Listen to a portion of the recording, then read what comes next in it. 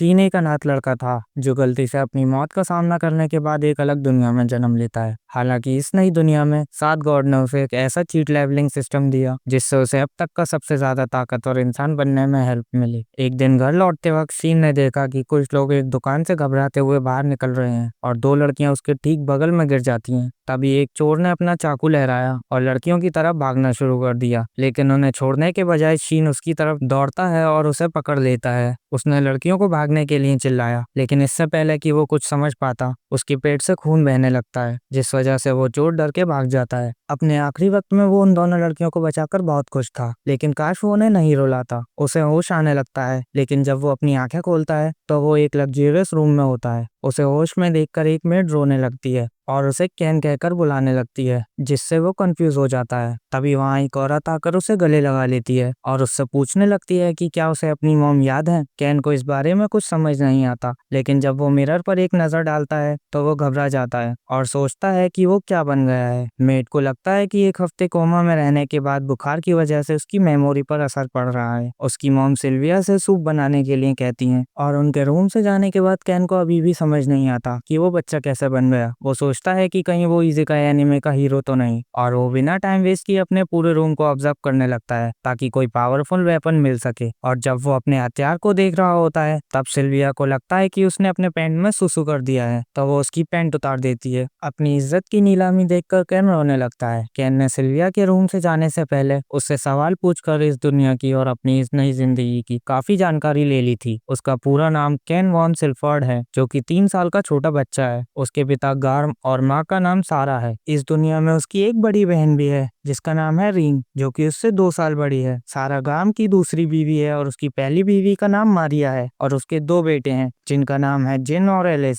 गार्म एक high ranking Nobel है जिसके पास खुद की एक आर्मी है और उसका काम विदेशी हमलों से किंगडम को प्रोटेक्ट करना है, और वो जंगल में मौजूद मॉन्स्टर पर भी नजर रखते हैं। मॉन्स्टर की सुनते ही केन एक्साइटेड हो जाता है। सिल्विया बताती है कि हमें घबराने की जरूरत नहीं है, लोगों की सुरक्षा के लिए एडवेंचरर्स उनसे लड़ते हैं। ये सुनकर केन और भी ज्यादा एक्साइटेड हो जाता है। कुछ ऐसे भी एडवेंचरर्स होते हैं जो मैजिक को भी यूज कर सकते हैं। इतना सब कुछ सुनने के बाद केन भी मैजिक यूज करना चाहता था, तो सबसे पहले उसे लिखना सीखना होगा। उसने फैसला कर लिया है कि वह इसी दुनिया में रहेगा। वैसे भी वह जिस दुनिया से था वहाँ अब उसका कोई नहीं बचा। उसके परिवार के आखिरी मेंबर उसके दादा भी मर गए हैं। अब उसके पास कोई भी ऐसा नहीं जिन्हें वो मिस कर सके। डिनर के दौरान गार्म ये सुन के हैरान है कि उनका बेटा कैन, जो कि 3 साल का है, वह लिख सकता है। रीन उन्हें बताती है कि यही नहीं, वो मैथ भी कर सकता है। अब आखिर उसका शरीर ही तो बच्चे का है, दिमाग तो अभी भी हाई स्कूल के लड़के का है। और सारा सोचती है कि उसका बेटा जीनियस है। कैन वहाँ बोलता है कि सिल्विया पढ़ाने में बहुत अच्छी है, जो सुनते ही सिल्विया खुशी के मारे रोने ही लग गई थी। लेकिन अचानक उसके पेरेंट्स को डाउट होने लगता है कि अचानक कैन ने पढ़ना कैसे शुरू कर दिया। जब से वह होश में आया है तब से वह काफी अजीब बर्ताव कर रहा है। सिल्विया कैन को अजीब बर्ताव करता देख परेशान होने लगती है। उसे लगता है कि वह भूखा है, तो वो उसके मुंह में बोतल ही ठूस देती है। किसी तरह कैन बोलता है कि वो तो बस इस दुनिया को और जानने की कोशिश कर रहा है। ये सुन के उसके फादर गाम भी इम्प्रेस होते हैं, तो इस मौके का फायदा उठा के कैन भी अपने पिता से मैजिक और किंगडम की हिस्ट्री की किताबों को पढ़ने की परमिशन मांगता है। उसके पिता तो मान गए थे, लेकिन कैन की बहन कहती है कि वो अभी इसके लिए तैयार नहीं है।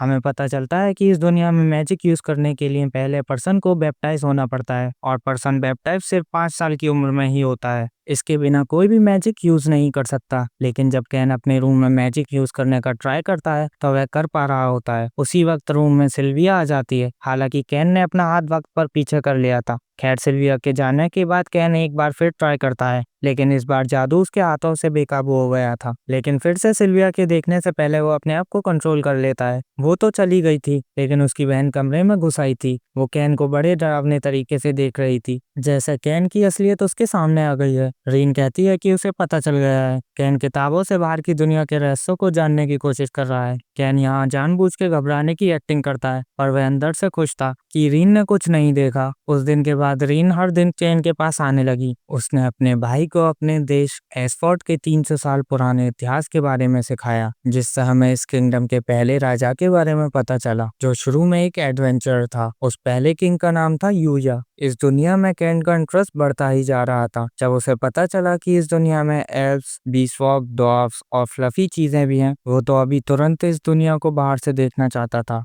अब इसी तरह 2 साल बीत जाते हैं और कैन के बैप्टाइज होने का वक्त आ गया था। हमारा हीरो 5 साल का हो गया है और बहुत ही क्यूट हो गया है। अब इसके बाद कैन को बैप्टाइज करने के लिए टेम्पल ले जाया जाता है। आज पहली बार कैन ने बाहर की दुनिया देखी है। वो अपने मैजिक को लेके बहुत ही ज्यादा एक्साइटेड था। तभी उसे याद आता है और वह अपनी बहन से मैजिक स्टेटस के बारे में पूछता है। उसकी बहन उसे मैजिक स्टेटस दिखाती है। रेन के पास 3 एलिमेंट्स का मैजिक है, विंड, वाटर और फायर। इसी बीच कैन उसके स्टेटस में एक चीज देखकर हैरान हो जाता है। उसमें लिखा हुआ था कि रेन कैन की दीवानी है। रेन उस चीज को छुपाने लगती है और गुस्सैल नजरों से कैन से पूछती है कि क्या उसने कुछ देखा। कैन अपनी ओर से पूरी कोशिश कर रहा होता है कि रीन को कुछ ना पता चले। सारा बताती है कि रीन को गॉड ऑफ मैजिक से लेवल 2 की प्रोटेक्शन मिली है। जितनी ज्यादा प्रोटेक्शन उतनी ज्यादा ताकतवर मैजिक होता है और मैक्सिमम लेवल 5 है। फाइनली कैन का वो वक्त आ गया था जब 7 गॉड्स के आशीर्वाद के साथ कैन को उसका मैजिक एलिमेंट मिलने वाला था। कैन के साथ वेबटाइज करने की सेरेमनी शुरू कर दी जाती है। प्रीस्ट 7 पिलर्स ऑफ गॉड्स के सामने कहता है, कैन सिल्फोर्ड, ये बच्चा 5 साल का हो गया है। ऐसे वो रास्ता दिखाओ जिसे इसको चुनना चाहिए। अचानक गॉड की मूर्ति से हंसी की आवाज गूंजने लगती है। फिर अचानक गॉड की मूर्ति से तेज रोशनी निकलने लगी, जिसको देख सब हैरान हो गए। अचानक कैन अपने आप को 7 गॉड्स के सामने पाता है। गॉड कहते हैं, हमने इस दिन का काफी वक्त से इंतजार किया है। काजुया, कैन जिसका पिछली दुनिया में नाम काजुया था, वह सोचता है उसे तो ये बताया ही नहीं गया था कि बैप्टाइज करने के लिए गॉड सीधा उससे मिलने आएंगे। पर असल में तो कहानी बिल्कुल ही अलग है। Genome the God of creation जिसने इस दुनिया को बनाया है, वह आज कैन के रिकारनेशन के रहस्य से पर्दा उठाने वाले थे।